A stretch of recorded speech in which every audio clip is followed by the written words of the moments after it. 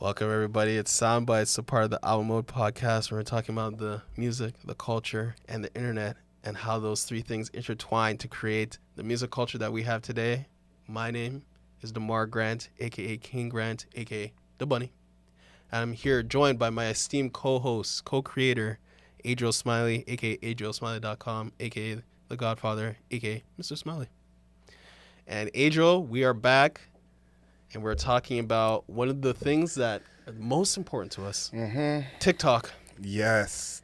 A crazy sentence, but yes. TikTok is here, and it may not be in a couple of months. Yeah, I'm sure everyone's seen it by now that TikTok may be banned. They're saying it's 6 months that China has. Well, I like how they're putting it on China. That's right. I think that's part of the politics of this ban. But basically, the app's owner, ByteDance, is beholden to the Chinese government, and they would like the app to be owned by an American company. Right. That's basically all it comes down to. This is not their first time trying to do this, but this bill puts it in legal motion. Yeah. So that's why this bill is so significant. The 6 months that they're kind of being given to do this, a lot of political people are saying that's more of a suggestion, and it may go longer than that. Mm-hmm. But what do you think about this whole, TikTok may be gone in the next 6 months type of deal? Well, I think there's multiple levels. It's just like a social media level, but I do think that it's on a political level.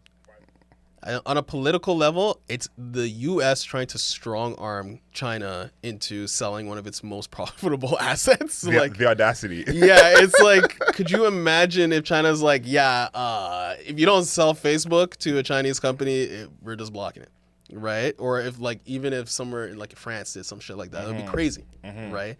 So America, because America is a superpower, right? And it has already is an owner of multiple social media networks. There's a quote unquote security threat to America that a company from a different country owns such a prolific social media platform, right? So they're like, the American government, its sentiment is, we do not want our citizens giving up all of this data and diagnostics and shit about their phones and who they are to a foreign country that we are technically allies with, but really at odds with when it comes to pretty much everything that is going on in geopolitics. Yeah. Really, yeah. I can't believe I'm really talking about geopolitics on our podcast right now. That's where TikTok has got us. But that's basically the essence of it, because there's like a geopolitical information war, economic war that is happening on top of TikTok. It just so happens to be that TikTok is owned by China. If it was Facebook was owned by China, Twitter was owned by China, any social media platform was owned by China, we're having the exact same conversation as we are having right now about that platform. It just so happens to be TikTok. Exactly. That we're having this conversation around. But it's really about everything else that I just mentioned that America does not want China to have access to. I think it's an especially American issue because of America's relationship with social media as well. Everyone knows this. The Chinese version of TikTok is not the same one we see. Exactly. And that goes for most social media. So I think that's a big part of it that America is trying to sell to their people of, isn't that weird that we have a different TikTok? Like, that shouldn't be the way it is. So that's a big part of it. And as well, I think that, 175 million people, American people on TikTok, that's what, half the country on this one app. How many of those people are making their living from TikTok? So I think this is kind of big implications. But to me, it's the audacity of the ask. It's just the audacity that who does America think they are to even ask that? Now, I want someone in the comments who is more familiar with the Chinese government to let me know, how do we think they're going to take it? I think that they're not happy about this from the comments that I've seen. Yeah. So I don't think this is going to happen, but I don't think that the American government truly wants to ban TikTok. A lot of that has been said in the House specifically. Nancy Pelosi has said that in particular. So I don't think that they actually want this banned, but I don't think China's going to back down. So yeah, so we're going to be at odds. I mean, the bill is still not signed. Like Joe Biden still has to sign the bill, right? So, but he said he will. That's the main part I think I want to stress is he said he will. He did say if it gets that far to make it to his desk, he will sign it. So we might be on a collision course. Whether or not this is like a large deal for the music industry is also a thing, because so much of the past, I want to say 5 years, which is crazy to say out loud, but the past 5 years from 2019 till now. Wow, yeah. Music has basically orbited TikTok. It's actually been music is orbiting TikTok in a way. It's like which artists pop, which songs pop, which songs get the viral dance, right? You can be a nobody. You could be like a PP Cocaine. You're a nobody. Yeah. Yes, one song pop, people know PP Cocaine. Yeah. Right, and then there's even the song by what is it, Dijo, right now. Oh, yeah. The guy, like 90% of the people that play that song didn't even know that the guy who plays Steve Harrington from Stranger Things, that's his band. And that's TikTok. Right? So only TikTok is really able currently is the only social media platform that's capable of like doing that for a career, for an artist, for a song. Right? So it being banned or not existing kind of just like breaks that chain for music, where like discovery is becoming would just become harder. And I also think that although Instagram Reels has really copied TikTok, we can be real 100% same with YouTube Shorts. YouTube Shorts. I think the TikTok algorithm is still unique, at least for these American apps, because it is very SoundCloud like, where 1 second I'm on someone who has 1 million followers, and the next second I'm the first person to see this video. And I think that is what makes the discovery so great in terms of music. Is like, I found an artist on TikTok recently, thought they were cool. I was like, oh, you see their brother and sister? Oh, that's so cool. Played them on my radio show, looked them up. They're signed to Rock Nation. Had no clue. And that's kind of the power of TikTok, where a signed group, they can reach little old me through the power of TikTok. So I think for music, it's going to change a lot. But I ultimately don't think it's going to happen, if I'm being honest. I don't think it's going down. Okay. Yeah. I'm surprised by that. I think there is definitely a political push behind this to get it banned. And there's not a lot. I think that there's definitely there's creators and stuff like that who don't want it banned, obviously. Yeah. Because that TikTok, we're talking about just the music aspect. If you're a lifestyle person on TikTok, you like architecture, you're good at editing video. Yeah. Like all of these extra elements to TikTok have been making people like validating, like starting a career in that form. Yeah. Right? If you were not a YouTuber, you could be a TikToker and then flip it into being a YouTuber, right? Or you can do what we were just talking about. You can flip your TikTok song into becoming a career, like Pink Panthers. Yes. Pink Panthers. Yeah. Okay? Luna Lee too. Right, Luna Lee, right? So there's more than just the music aspect, right? And there's also there's more of like an information war type of thing happening to TikTok versus just like, oh, what about the music, blah, blah, blah. It's like, no, you're watching two superpowers like politically battle each other over a piece of technology. And I think China's going to win. That's kind of why I think it's not going to happen. Is this is not the first time that this request has been made. Right. I think this is the most official the request has been made. But this request has been made before. And this is, like you whisper in someone's ear, tell someone, hey, do you think DeMar could maybe not do this next time? This is the email that everyone CC'd on. That's what this is. So I think if China can politely decline them for the past months and years, I think this is not going to change that personally. But I'm interested to see how that goes, because this is a public declaration the U.S. has made of, we want this to change, we want this to be different. And I think too, I don't know why the U.S. thinks they're so trustworthy with our information. Or maybe it's their people, so they should have the information. Maybe that's their case, but the U.S. has plenty of experience in breaking their people's trust, and also just like information leaking out of literally. Who doesn't get an email like every 2 weeks being like, X company has had a data leak, your password has been leaked. Come on. Make sure you change your password. Like that's literally I don't even think that it's like it's not even scandalous anymore. That's how It's frequently normal, it yeah. happens. Right? So an American company owning TikTok is not going to protect your data in the way that they're trying to make it seem like it would. I think the last thing I'll say is that a lot of the way this is being reported, and for all my Americans watching, y'all know how you have two different sides when it comes to reporting. A lot of it is the idea that this information is going to affect the election. And what people see on TikTok will affect the way they vote. Now, That was already happening that was already happening. on every social media platform that you're also on. Every social media platform, tell it. And as well, I do think that pointing the finger at China is such a, I know you are, but what am I type of move, because that's every social media.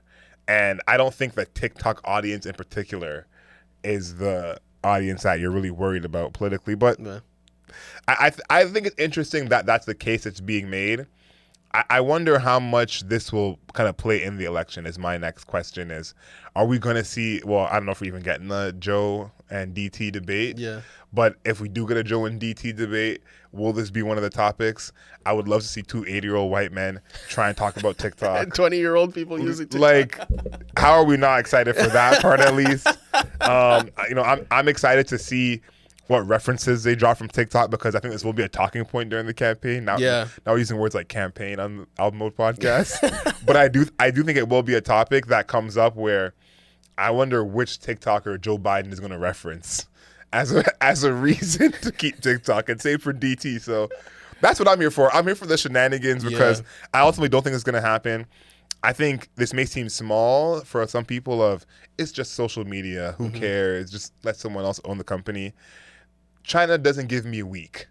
So I think they're not going to take lightly to this audacious request. Yeah, so for music, I think that it'll also, if it does disappear, it'll be interesting to see how music also morphs, because we've been talking about like songs being good for TikTok. There's been like a TikTokification of music, blah blah blah. So if it doesn't exist, what happens to music then? Do the songs get longer? Do the hooks become less literal? Like we were mentioning on the Flo Milli album review, do they become less literal? Like what exactly switches up for the music, just for the music, the songs particularly? What changes if it doesn't exist? I think the shortness of songs was something that predated TikTok. So I think that will not change, just because that's part of why the 2-pack became a thing. Was if my song is only 90 seconds long, you can replay it twice in 3 minutes, and that's double the streams. So I think that is going to stay the same. But I think in terms of music, the strategy of how to get pop in will, because we talked about when Universal left TikTok, their little divorce they had, how some artists kind of had to rethink their whole strategy. I think that's going to be the same with TikTok, because I think there is a group of artists who TikTok is where they live. They're barely on YouTube, barely on Instagram, but TikTok is where they live. So my question is where those people are going to go. If you had to guess between YouTube and Instagram or where those people go, what would you think is the majority? If you're a musician, you're probably going to bounce to Instagram. If you're a person who is like vlogging or making like content to like the video content, you got to make the shift to YouTube, I think. Like you either got to make the jump to YouTube and making longer content, or if you're going to keep it as short, then you move to Instagram. You have to bite the bullet and go back to Instagram. It's a go back too. Like spin the block on Instagram. Yeah. We all fled Instagram purposely for a reason. Okay. And now if this happens, people are gonna have to go back. I don't want to go back. I hope, even though I do use Instagram a lot, I hope that TikTok doesn't die, because TikTok is over Instagram for me. In the social media rankings, Instagram not on the podium for me. I would say Twitter number 1 for me, then TikTok, then YouTube, then Reddit, and then Instagram. Oh, okay. You're including Reddit. Yeah, I think you know what? For me, it's like TikTok 1, and then Reddit number 2. My people don't know this, but the homepage to my like computer, my laptop, is Reddit / RMBA. Yeah.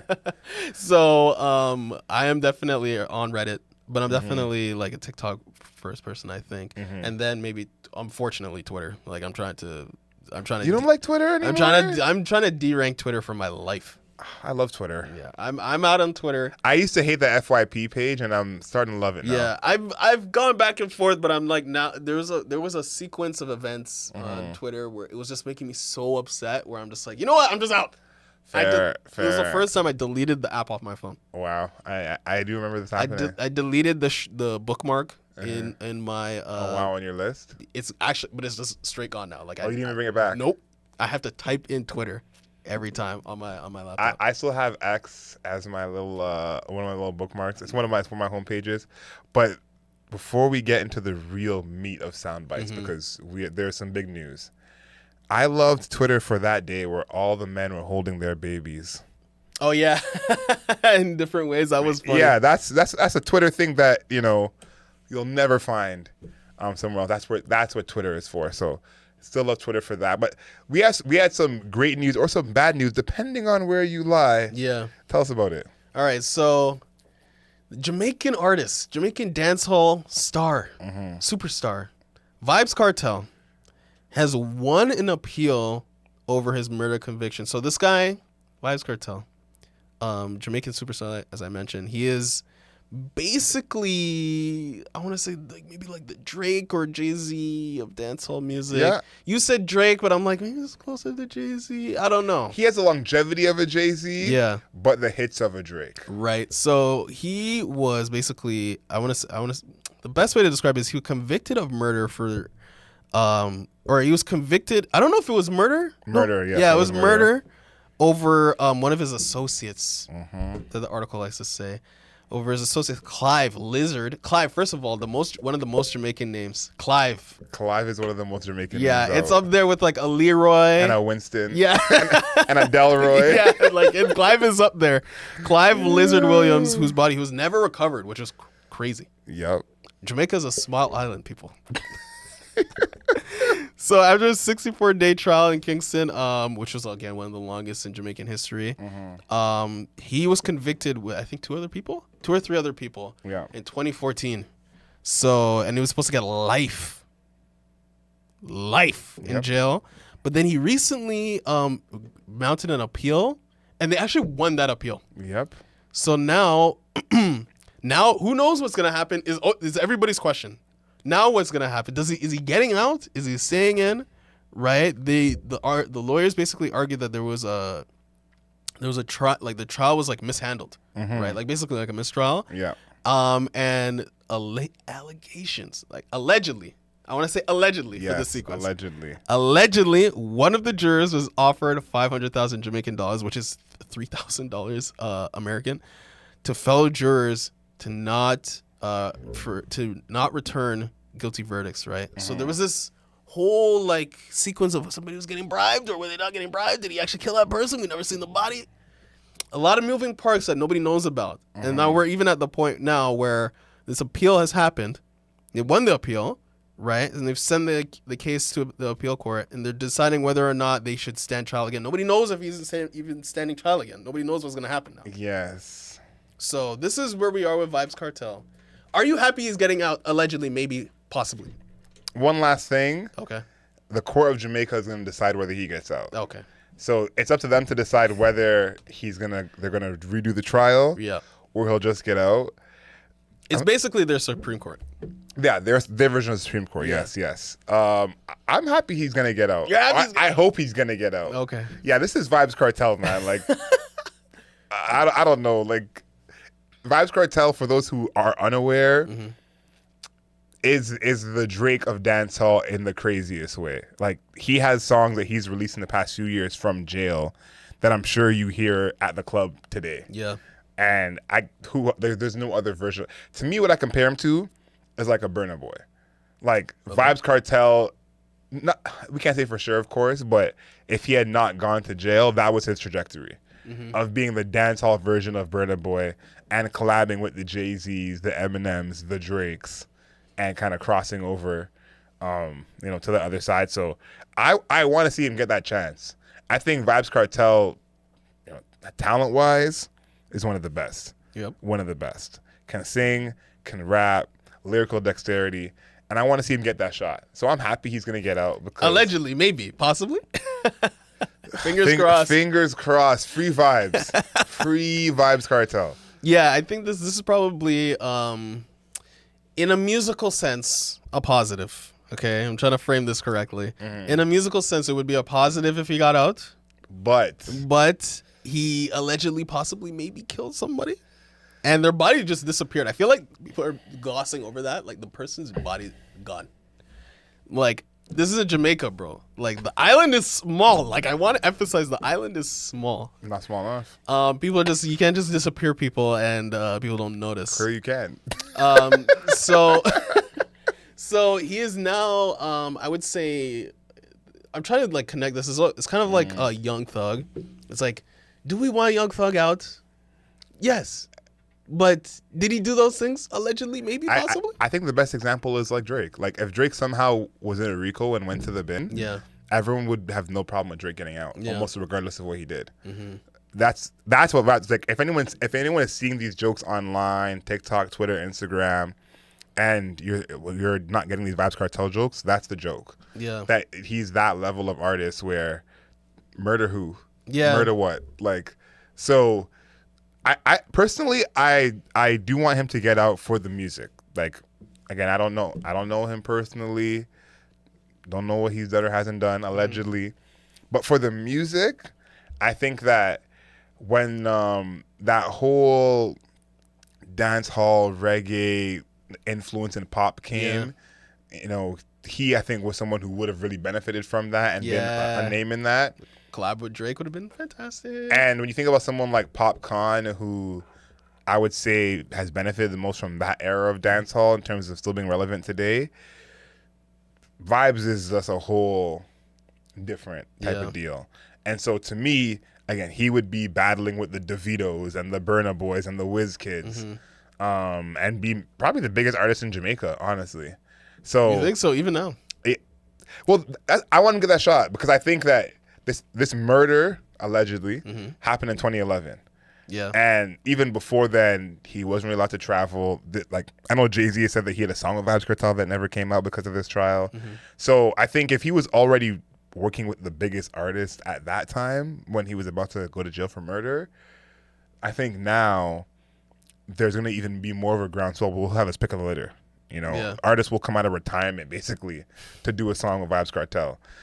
So I'm very excited because Jamaica, you know, we're both Jamaican, but Jamaica has a huge influence on the culture of hip hop in general. This culture of music in general. Culture of music in general, the history of hip hop. And so I think that for those of you who are like, who the hell is Vybz Kartel? The Jamaican Drake is the best I can give you. Like, think of someone who is that level of artist. Everything they put out is a smash. Yeah. Vybz Kartel could have 3 hours at a party and everyone would sing along to every single song.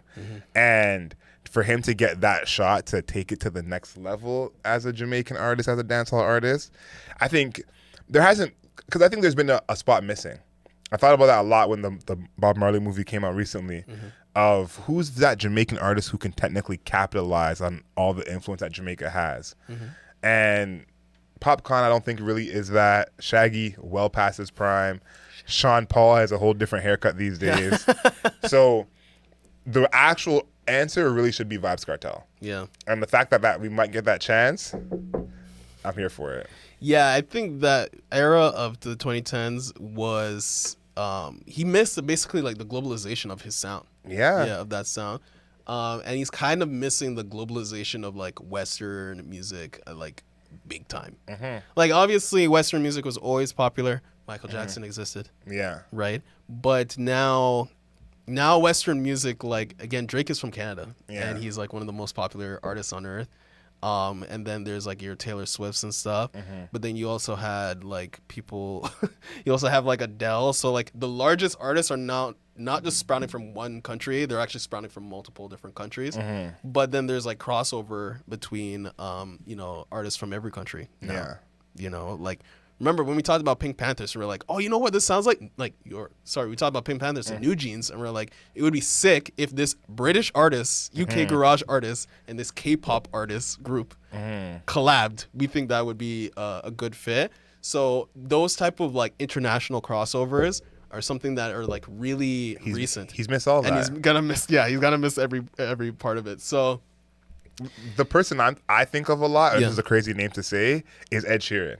Like, Yeah, Ed Sheeran definitely is gonna have a Vibes Cartel song. Like, no, like that's gonna happen. You see what I'm saying? And Vibes Cartel's lyrics are nasty as nasty gets. Yeah. And he don't change them for nobody. maybe he'll have a Lil Wayne crossover. He'll definitely that's my point is Yeah. all these big artists are going to be lined up to have a Vibes Cartel feature. Yeah. And so that's what I'm most excited about. And two, I'm excited to see if he does get out, you know, how it is when he's outside, because I would say of the artists who are not outside for whatever reason, whether it's jail or health, he is the legend among legends in that sense. And I think him coming to America, because personally, my prom in 2012, there was like 8 Vibes Cartel songs playing in that prom bus. He was this murder happened in 2011. So he was already not able to go nowhere and still had us on Smash and Ajax. You know, so I'm very excited.